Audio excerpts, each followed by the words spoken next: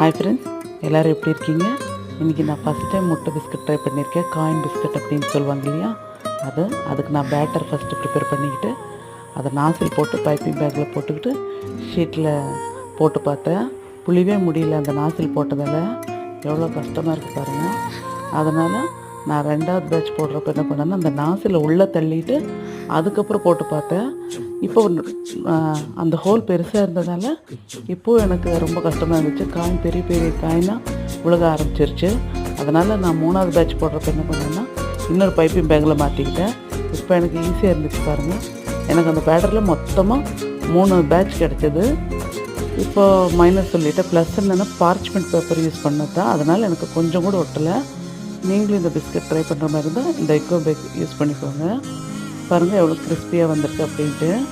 நான் கொஞ்சம் இதை வீட்டுக்கு வச்சுட்டு கலர் மாறினது இதை சேல்ஸுக்கு வச்சுக்கிட்டேன். தேங்க்யூ.